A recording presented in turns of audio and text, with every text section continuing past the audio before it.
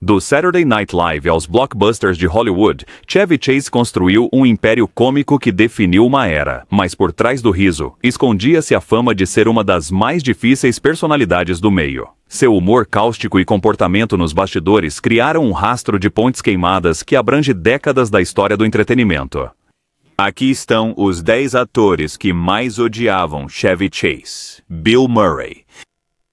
A rivalidade entre Bill Murray e Chevy Chase é lendária nos círculos de Hollywood, um choque de titãs que começou quando Murray substituiu Chase no Saturday Night Live em 1976.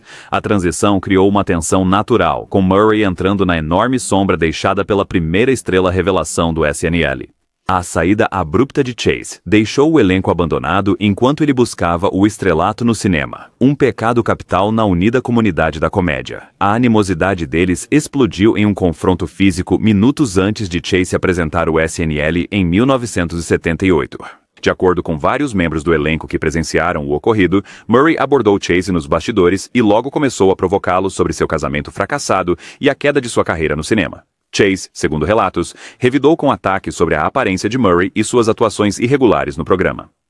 Talento mediano. Murray teria gritado para Chase, um insulto particularmente mordaz numa indústria construída sobre o ego. A altercação tornou-se física, com os dois tendo que ser separados por colegas de elenco, incluindo Gilda Radner e Dan Aykroyd. O roteirista do SNL, Tom Schiller, descreveu a cena como ver dois leões atrás do mesmo pedaço de carne. O confronto não era só sobre antipatia pessoal, representava uma divisão ideológica mais profunda sobre a própria comédia. Murray encarnava a nova guarda do SNL, os improvisadores de Chicago que valorizavam o trabalho em conjunto, enquanto Chase representava a abordagem da estrela solo que priorizava a fama individual em detrimento da coesão do grupo. O que tornava essa rixa tão potente era como representava uma divisão filosófica nos estilos de humor. O humor presunçoso e físico preciso de Chase versus a abordagem mais anárquica e crua de Murray. Embora tenham trabalhado juntos em Caddyshack, a tensão permaneceu palpável no set. O diretor Harold Ramis agendava as cenas deles em dias diferentes, quando possível. Dava para cortar a tensão com uma faca, disse o produtor de Caddyshack, John Peters, a Rolling Stone. Nós, essencialmente, filmamos 2 filmes diferentes no mesmo set. Anos depois, Murray reconheceu a rixa em entrevista à Empire. Foi realmente uma briga de Hollywood. Uma coisa tipo, não toque no meu rosto. Os dois teriam feito as pazes nos últimos anos, com Murray dizendo a Howard Stern, eu me sinto mal com isso, mas nós dois estamos bem mais velhos agora. Chase tem sido menos conciliador, comentando ao The Washington Post que Murray acertou bem no pescoço, só isso, sugerindo que as feridas ainda persistem apesar da passagem do tempo. O embate deles é um dos momentos de bastidores mais infames da comédia, lembrando as personalidades voláteis que impulsionam a melhor comédia e os ciúmes que transformam a arte colaborativa em campos de batalha pessoais. Dan Aykroyd. Apesar de parecerem ser amigos e colegas em filmes como Spies Like Us, a relação de Dan Aykroyd com Chevy Chase era bastante complexa, marcada por um respeito profissional, mas também misturada com exasperação pessoal. Como colegas de SNL, tinham uma sintonia criativa, mas divergiam muito na sua abordagem de colaboração e conduta. Durante as filmagens de Spies Like Us em 85, as tensões supostamente cresciam por baixo. Segundo membros da equipe, Aykroyd, conhecido por seu profissionalismo e preparo, se frustrou com os improvisos de Chase e sua tendência de mudar cenas para favorecer seu personagem. Dan chegava sabendo cada fala, pronto para tudo, enquanto Chevy parecia improvisar, disse um assistente de direção à Entertainment Weekly anos depois. Dan nunca reclamou abertamente, mas dava para ver a frustração em seus olhos quando as tomadas eram estragadas pela 10ª vez. As filmagens coincidiram com os infames problemas de drogas e álcool de Chase de meados dos anos 80, que supostamente contribuíram para seu comportamento errático. Aykroyd, conhecido por tolerar excêntricos, tendo trabalhado bem com John Belushi e Bill Murray, fontes da produção afirmam que ele atingiu seu limite com Chase durante uma difícil filmagem noturna na Noruega.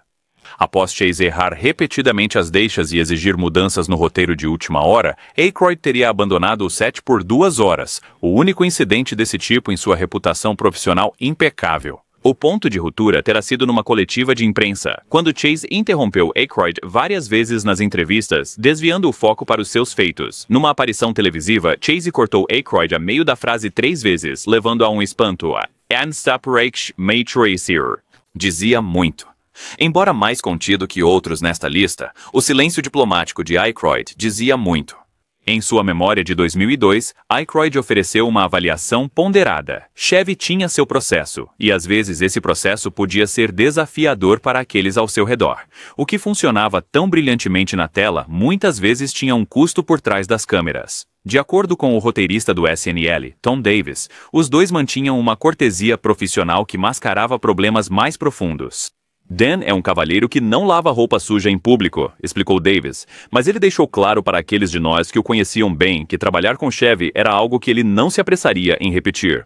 De fato, apesar da química aparente deles em Spies Like Us, os dois nunca trabalharam juntos em outro grande projeto, uma ausência reveladora considerando a frequência com que ex-alunos do SNL colaboravam ao longo dos anos 80 e 90.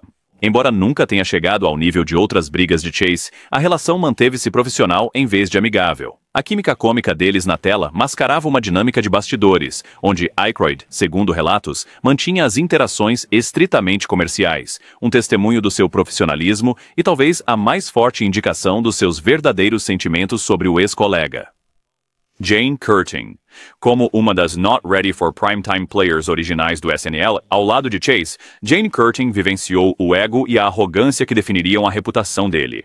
A tensão entre eles começou na primeira temporada do programa, quando Chase frequentemente saía do personagem durante os segmentos cuidadosamente elaborados de Curtin, roubando o foco e atrapalhando o ritmo que ela tanto se esforçava para manter. Curtin, com formação teatral e dedicada à comédia, confrontou Chase sobre o comportamento após um segmento perturbador do Weekend Update em 1976. Segundo a equipe presente, Chase ignorou as preocupações dela com seu sorriso irônico, sugerindo que relaxasse e lembrasse que o público veio para me ver. Essa atitude desdenhosa com um colega estabeleceu um padrão que Chase seguiria por toda a carreira. A situação piorou depois que Chase saiu do SNL para Hollywood. Quando ele voltou como apresentador, Curtin notou uma mudança drástica em seu comportamento. Quando ele voltou para apresentar, ele era uma prima-dona. Curtin revelou no livro Live from New York.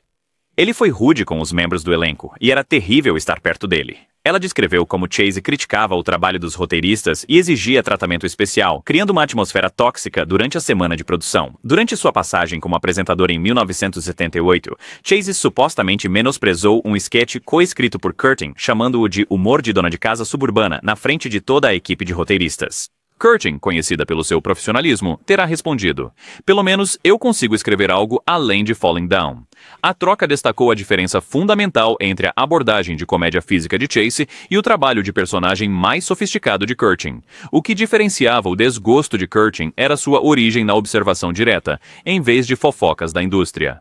Como uma profissional exemplar, avessa a dramas, seus raros comentários públicos sobre Chase ganharam peso especial. "Não gostava dele quando estava aqui, e não gostei dele quando voltou", ela declarou sem rodeios numa entrevista de 2011, uma afirmação notável de alguém geralmente reservada sobre críticas a colegas.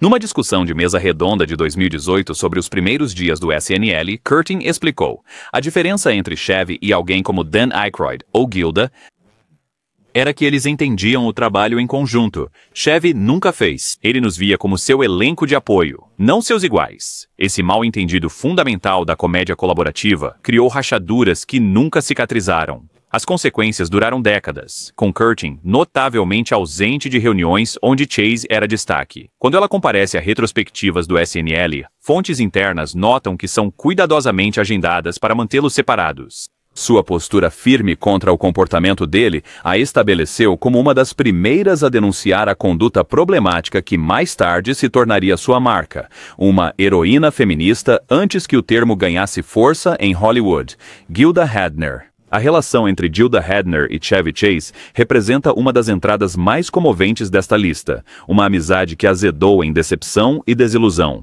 Durante a primeira temporada do SNL, Radner e Chase desenvolveram um laço forte, com sua química cômica produzindo esquetes memoráveis que ajudaram a definir a identidade inicial do programa. Em cena, eles formavam uma parceria de comédia perfeita, com a vulnerabilidade de Radner contrastando lindamente com a persona presunçosa de Chase. Fora das câmeras, colegas descreviam a relação deles como quase de irmãos, com Radner sendo uma das poucas que conseguia fazer Chase rir de verdade nas leituras de roteiro. Eles tinham uma conexão especial, recordou Rosie Schuster, roteirista do SNL. sobre seus excessos, criando confrontos explosivos. Durante as filmagens de Caddyshack, onde ambos tinham papéis, mas sem cenas juntos, Chase teria feito comentários repetidos sobre o peso e o estilo de vida de Belushi, que chegaram à estrela de Animal House. O que tornou o conflito particularmente acentuado foi a influência de Belushi sobre o resto do elenco. Como o rebelde residente do SNL, seu desdém aberto por Chase criou permissão para que outros expressassem sentimentos semelhantes. Nos seus últimos anos, antes da morte trágica, Belushi teria recusado projetos com Chase, inclusive um papel em Caddyshack, até garantirem que suas cenas seriam filmadas à parte. A rivalidade deles representava uma divisão fundamental entre a comédia comercial e a contracultura que definiu aquela era do humor americano. Após a morte de Belushi em 82, Chase alegou que eles haviam se reconciliado, mas os mais próximos de Belushi contestaram essa versão. Como Dan Aykroyd teria dito, eles foram óleo e água até o fim. Damon Wayans. O atrito de Damon Wayans com Chevy Chase resultou de uma interação breve, mas explosiva, durante a curta passagem de Wayans pelo Saturday Night Live em 1985. Como um jovem comediante tentando se firmar, Wayans encontrou Chase quando este último voltou como apresentador, um encontro que teria consequências duradouras para ambas as carreiras. Meados dos anos 80 marcaram um período de transição para o SNL, com o produtor Dick Ebersol tentando reconstruir o programa após sua quase cancelamento. Wayans, contratado como ator principal, via-se frequentemente relegado a papéis menores que pouco permitiam exibir sua voz cômica singular. Enquanto isso, Chase, de volta como apresentador após o estrelato no cinema, exercia grande influência sobre o conteúdo do programa. Segundo várias fontes, surgiu tensão quando Wayans, frustrado por ser marginalizado nos sketches, decidiu improvisar durante uma cena em que foi escalado como figurante. Interpretando um policial com uma única fala, Wayans subitamente adotou uma caracterização efeminada que não estava no roteiro, um movimento ousado para um novato. Chase, conhecido por sua rigidez com o roteiro, pelo menos com os outros, teria ficado furioso com Wayans por improvisar. Testemunhas nos bastidores descreveram uma discussão acalorada onde Chase supostamente fez comentários racialmente insensíveis que deixaram Wayans furioso. O ex-membro do elenco Jim Belushi relembrou o incidente numa entrevista de 2018. Damon tentava deixar a sua marca e Chevy simplesmente o calou. O que ele disse nunca seria aceito hoje. Nem eles deveriam ter voado. As palavras exatas permanecem contestadas, mas múltiplas fontes confirmam conotações raciais na crítica. A situação piorou ainda mais quando o produtor Lorne Michaels demitiu Wayans pela improvisação. Em entrevistas subsequentes, Wayans sugeriu que a influência de Chase desempenhou um papel nesta decisão. Fui demitido porque não segui as regras, disse Wayans ao The Breakfast Club em 2015. Havia uma estrela que não valorizava minha contribuição. Enquanto Michaels afirma que a demissão foi só sua decisão, fontes internas indicam que as queixas de Chase sobre o amadorismo de Wayans tiveram grande peso.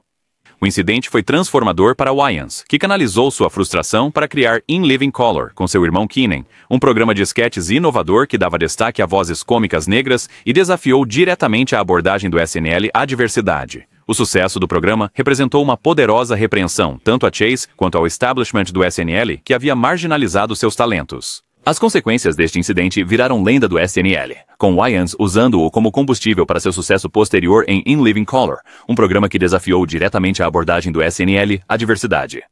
Anos depois, quando questionado sobre Chase, Wayans foi ponderado, mas incisivo. Algumas experiências te ensinam exatamente que tipo de artista você não quer se tornar. A breve interação deixou uma impressão duradoura que moldou o estilo de liderança de Wayans quando ele ganhou o poder de criar comédia à sua maneira. Num documentário de 2019 sobre comediantes negros, Wayans refletiu: às vezes as piores experiências criam as melhores oportunidades. Se eu não tivesse sido demitido, talvez nunca tivéssemos criado In Living Color. Então, de uma forma distorcida, eu deveria agradecer a Chevy Chase. O reconhecimento indireto encapsula perfeitamente como a influência negativa de Chase ironicamente desencadeou revoluções criativas que acabariam por ofuscar suas próprias contribuições para a comédia.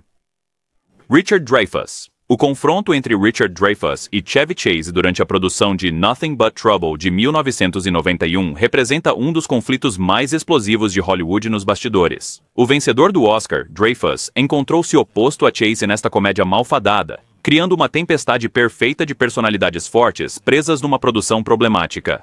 sobre seus excessos, criando confrontos explosivos. Durante as filmagens de Caddyshack, onde ambos tinham papéis, embora sem cenas juntos, Chase supostamente fez comentários repetidos sobre o peso e o estilo de vida de Belushi que chegaram aos ouvidos da estrela de Animal House. O que tornou o conflito deles particularmente acentuado foi a influência de Belushi sobre o resto do elenco.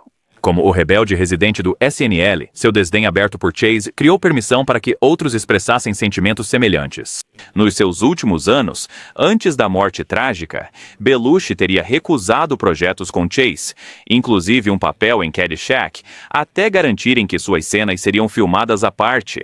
A rivalidade deles representava uma divisão fundamental entre a comédia comercial e a contracultura que definiu aquela era do humor americano. Após a morte de Belushi em 1982, Chase alegou que eles haviam se reconciliado, mas os mais próximos de Belushi contestaram essa versão. Como Dan Aykroyd teria comentado, eles eram como água e óleo até o fim. Damon Wayans.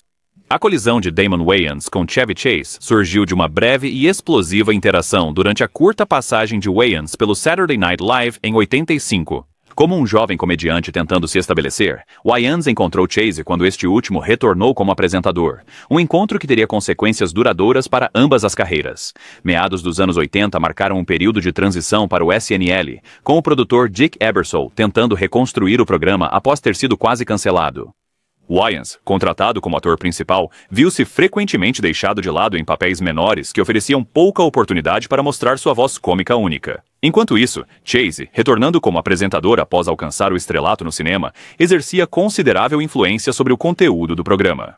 Segundo várias fontes, surgiu tensão quando Wayans, frustrado por ser marginalizado nos sketches, decidiu improvisar durante uma cena em que foi escalado como figurante. Interpretando um policial com uma única fala, Wayans subitamente adotou uma caracterização efeminada que não estava no roteiro, um movimento ousado para um novato.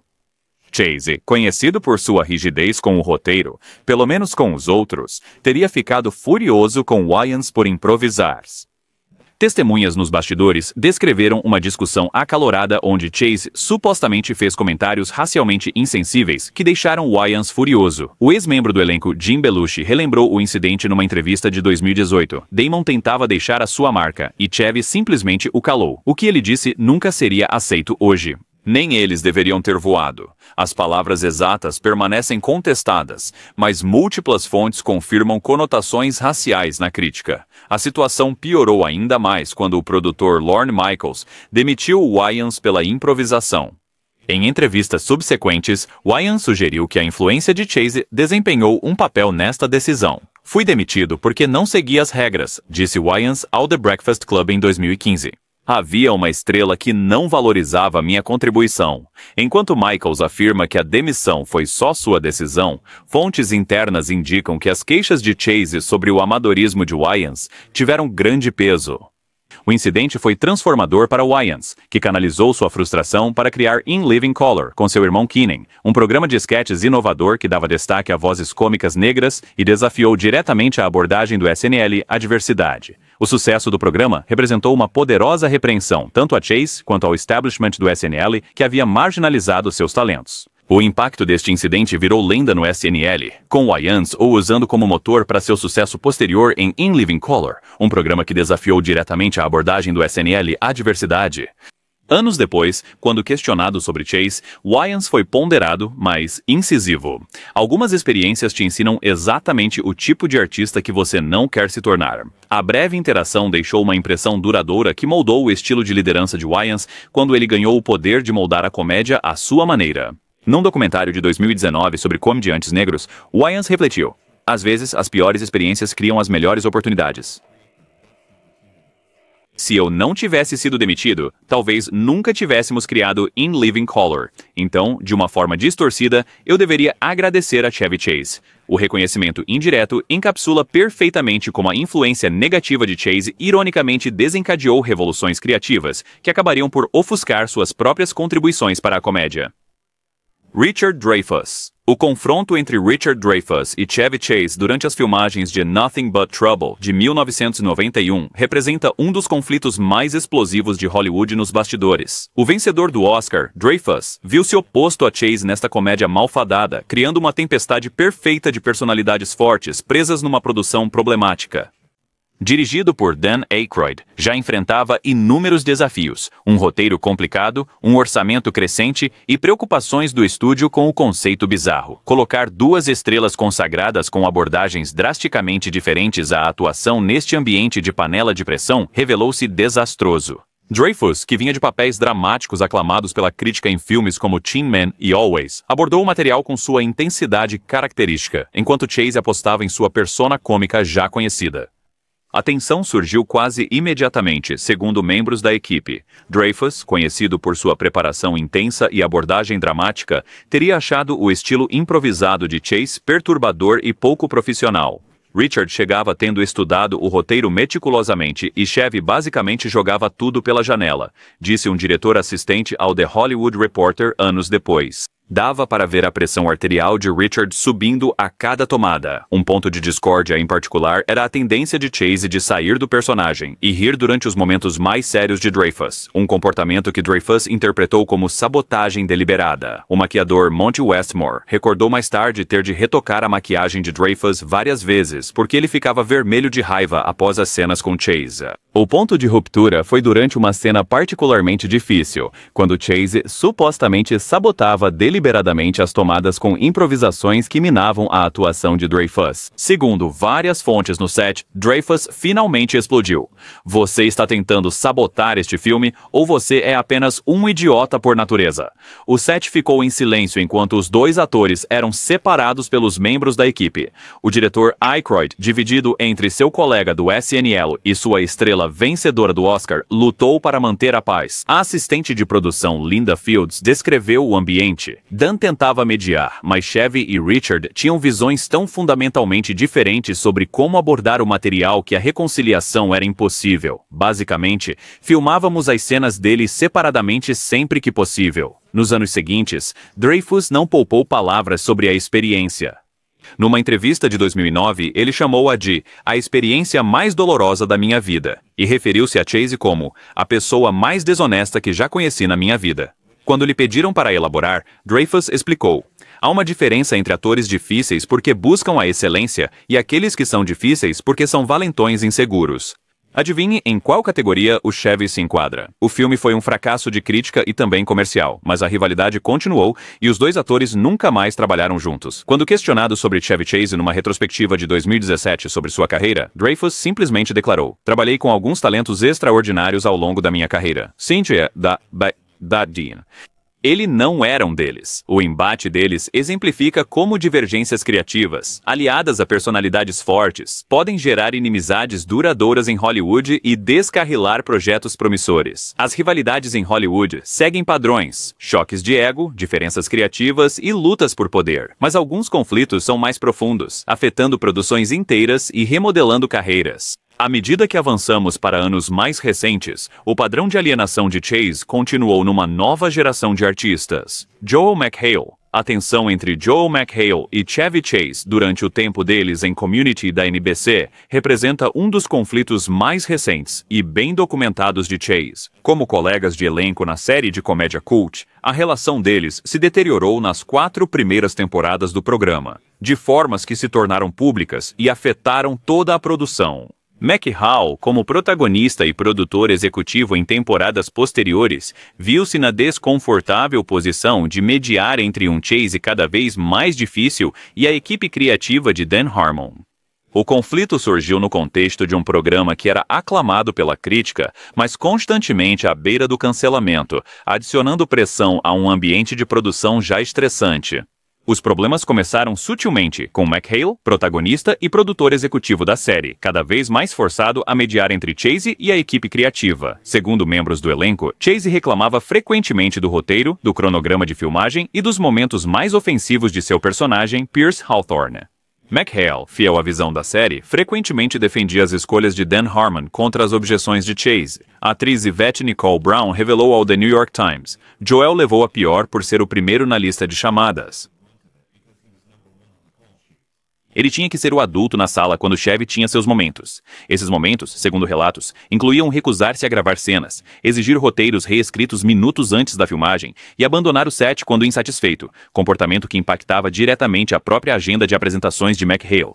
Conforme a série progredia, cada vez mais vocal sobre sua insatisfação, declarando de forma notória que as sitcoms eram a forma mais baixa de televisão. McHale, que havia construído sua carreira como apresentador de The Soap antes de conseguir o papel em Community, viu esses comentários como ataques pessoais às suas escolhas de carreira.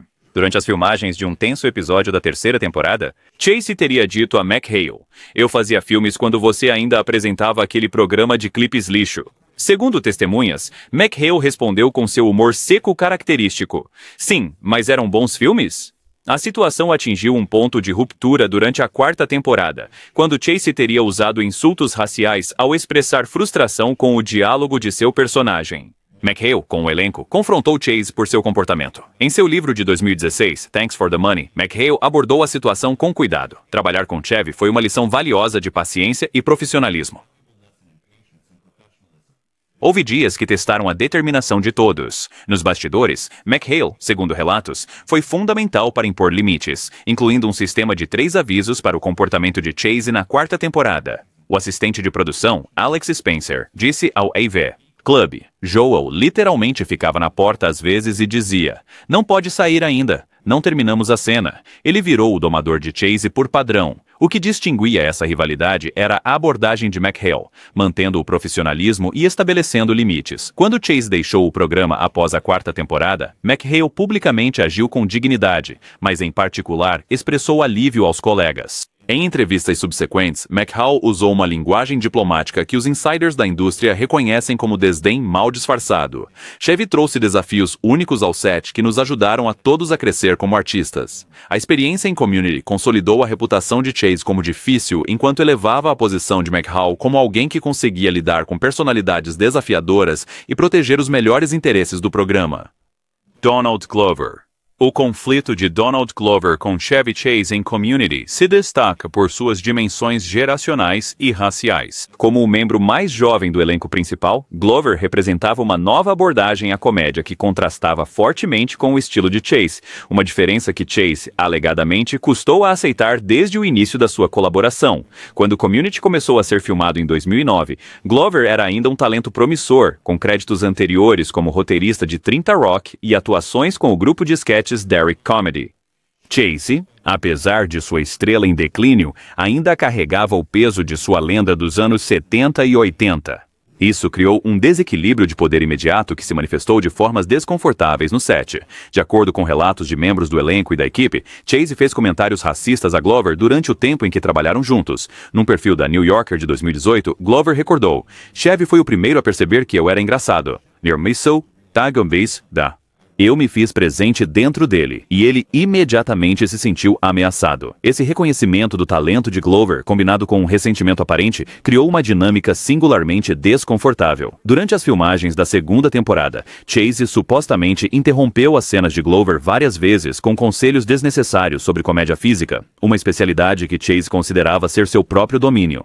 A coordenadora de roteiro Sarah Bidens disse a Vulture: "Era desconfortável de ver, pois Donald tinha sua abordagem que funcionava bem, mas Chevy parecia determinado a fazê-lo agir do seu jeito." A situação se intensificou à medida que a estrela de Glover subia rapidamente com sua carreira musical como Childish Gambino e mais oportunidades de atuação. Chase teria dito a Glover: "As pessoas acham você mais engraçado porque é negro." Um comentário que ofendeu Glover, mas que ele usou como inspiração criativa. "Eu via Chevy apenas como alguém com medo." Glover disse mais tarde a The New Yorker, mostrando notável inteligência emocional sobre a situação. "Não posso ajudá-lo, porém.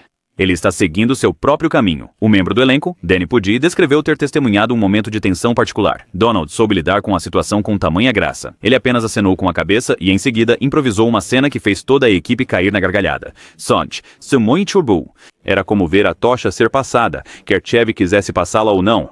As consequências estenderam-se para além da relação pessoal deles, afetando a direção criativa da série. O criador da série, Dan Harmon, declarou publicamente que o tratamento de Chase a Glover influenciou a sua decisão de dar mais destaque à personagem de Glover, Troy Barnes, usando eficazmente a negatividade de Chase para elevar a posição de Glover. Comecei a escrever mais para o Donald em parte porque ele era tão bom, mas também, admito, porque irritava claramente o chefe. Harmon confessou no seu podcast, Harmontown. Quando Glover deixou o programa na 5ª temporada para buscar outras oportunidades, especialistas da indústria notaram que escapar da dinâmica tóxica now we're done after Paul. Provavelmente foi um fator. Numa rara confissão, durante uma entrevista em 2016, Glover admitiu: alguns ambientes de trabalho a gente só conta os dias para ir embora, sabe? Quando perguntado se ele se referia à community, ele apenas sorriu e mudou de assunto. O conflito deles mostra como atitudes antiquadas colidiram com sensibilidades modernas num cenário cômico em evolução. As consequências falam por si. A carreira de Chase continuou a declinar depois de Community, enquanto Glover emergiu como um dos talentos multifacetados mais celebrados de sua geração, com Atlanta, grandes papéis no cinema e música vencedora do Grammy, uma trajetória de sucesso que se apresenta como talvez a resposta mais eloquente ao tratamento desdenhoso de Chase. Dan Harmon. O antagonismo entre o criador de Community, Dan Harmon, e Chevy Chase é talvez a rivalidade mais pública e amarga desta lista, que se desenrolou não só nos bastidores, mas em mensagens de voz vazadas, declarações públicas e posts em redes sociais. Como o showrunner que escalou Chase como Pierce Hawthorne, a relação de Harmon com o veterano da comédia deteriorou-se em guerra aberta que finalmente alterou o curso da amada série Coach. As sementes do conflito foram plantadas desde o episódio piloto. Segundo relatos da sala de roteiristas, Chase frequentemente questionava a visão de Harmon para seu personagem, sugerindo que Pierce deveria ser mais simpático e menos um contraponto preconceituoso. Harmon, conhecido por extrair elementos de personagens de sua própria vida, havia escrito Pierce especificamente como uma figura emocionalmente atrofiada, representando seus próprios piores medos sobre o envelhecimento. Este desacordo fundamental sobre o personagem criou uma tensão criativa imediata. As tensões começaram durante a 1ª temporada da série, quando Chase frequentemente expressava insatisfação com seu personagem e o cronograma de filmagem. De acordo com a equipe de produção, Chase frequentemente saía do set mais cedo ou se recusava a filmar certas cenas com as quais ele não concordava. Harmon, conhecido por seu perfeccionismo, via o comportamento de Chase cada vez mais disruptivo à sua visão criativa. A escritora Megan Gantz lembrou: Dan reescrevia até as 4 eras para melhorar os roteiros, e Chevy se recusava a dizer as falas. Era de partir o coração ver. Na 2ª temporada, a relação de trabalho deles se deteriorou tanto que se comunicavam principalmente por intermediários. Chase enviava anotações sobre os roteiros aos produtores, em vez de falar diretamente com Harmon. Em resposta, Harmon passou a escrever o personagem de Chase cada vez mais como alvo de piadas, um ciclo passivo-agressivo que a designer de produção Denise Pizzini descreveu como 2 pessoas criativas, encontrando maneiras cada vez mais criativas de expressar seu desafeto mútuo. A situação explodiu na festa de encerramento da 3ª temporada quando Harmon tocou um correio de voz cheio de palavrões de Chase para o elenco e equipe reunidos, uma humilhação pública que Chase nunca perdoou. Na mensagem de voz, que mais tarde vazou online, Chase foi ouvido chamando o programa de uma porcaria de sitcom medíocre e atacando pessoalmente as habilidades de escrita de Harmon. A decisão de Harmon de tocar esta mensagem privada publicamente cruzou um limite que muitos na indústria, mesmo aqueles simpáticos à sua posição, consideraram antiprofissional. Chase retaliou com seus próprios ataques verbais, alegadamente usando insultos raciais durante um colapso no set sobre o diálogo de seu personagem. A rivalidade tornou-se tão tóxica que a Sony Pictures Television foi forçada a intervir. O produtor executivo Chris McKenna disse ao The Hollywood Reporter: "Isso foi além de um choque de personalidades, afetando toda a produção. Said manager my Isney Year." Ninguém estava feliz em vir trabalhar. Nos anos seguintes, Harmon tem sido notavelmente franco sobre o conflito. No seu podcast, Harmontown, ele reconheceu seu próprio papel. "Eu fui vingativo e pouco profissional, mas ele era genuinamente perturbador e tóxico." Harmon descreveu escrever episódios imaginando formas de tornar Chase infeliz, uma abordagem criativa que ele mais tarde admitiu ser autodestrutiva e injusta para os outros atores e equipe. Depois disso, Harmon foi brevemente demitido após a 3ª, mas recontratado. Chase saiu permanentemente na 4ª. Quando Harmon retornou para a 5ª temporada, ele escreveu uma despedida metatextual ao personagem de Chase, que muitos críticos viram como um golpe final na rivalidade. O episódio mostrou Pierce morrendo fora de cena, seu último ato sendo rotular os membros do grupo de estudo com avaliações dolorosamente precisas de suas falhas, uma escolha narrativa que espelhava a capacidade de Chase de identificar inseguranças alheias na vida real. A rivalidade deles representa a tempestade perfeita de diferenças criativas, lacunas geracionais e personalidades voláteis. Mesmo anos depois, Harmon descreveu trabalhar com Chase como um inferno psicológico, enquanto Chase chamou Community de um grande erro em sua carreira. O conflito deles afetou a trajetória da série, a experiência do elenco e suas reputações na... Um conto de advertência sobre o que ocorre quando a colaboração criativa vira animosidade pessoal. Desde o SNL nos anos 70 até Community nos anos 2010, a carreira de Chevy Chase foi definida tanto por seu talento cômico quanto por seus conflitos interpessoais. O padrão que emerge dessas rivalidades revela uma figura complexa, cujas dificuldades em colaborar se tornaram tão lendárias quanto suas performances, o que faz alguém tão talentoso gerar tamanha animosidade consistente de colegas. Psicólogos da indústria sugeriram que o comportamento de Chase exibe sinais clássicos de insegurança mascarada por arrogância, uma combinação que cria dinâmicas de trabalho particularmente difíceis. Sua transição da televisão para o cinema e de volta à televisão acompanhou mudanças nas dinâmicas de poder que podem ter exacerbado essas tendências. A ex-colega Jane Curtin observou certa vez: Chevy é mais feliz como estrela incontestável. No instante em que divide os holofotes, os problemas começam.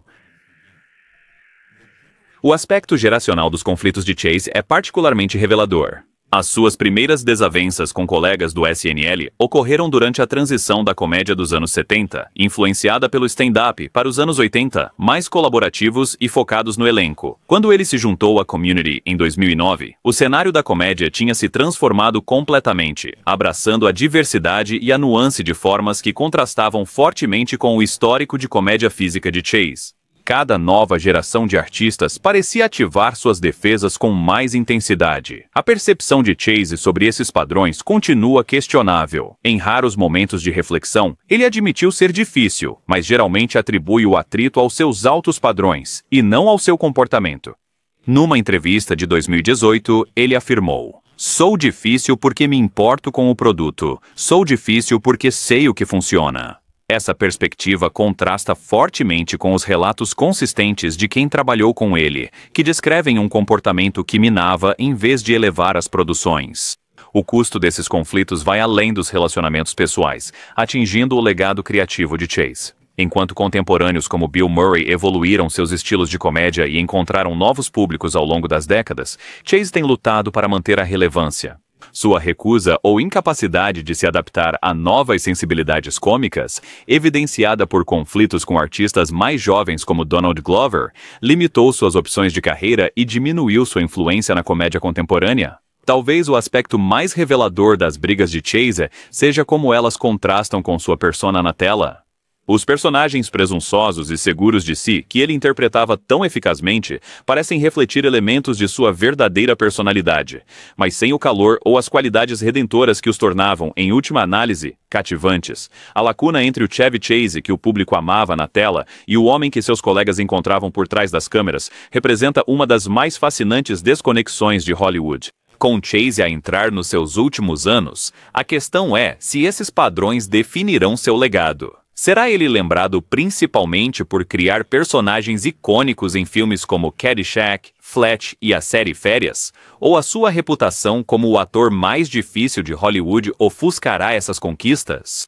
A resposta provavelmente depende se Chase consegue eventualmente reconhecer e se reconciliar com o rastro de relacionamentos desfeitos que acompanha suas impressionantes contribuições cômicas. Perdemos algum conflito importante de Chevy Chase? Há outras brigas notórias de Hollywood que você gostaria que explorássemos a seguir?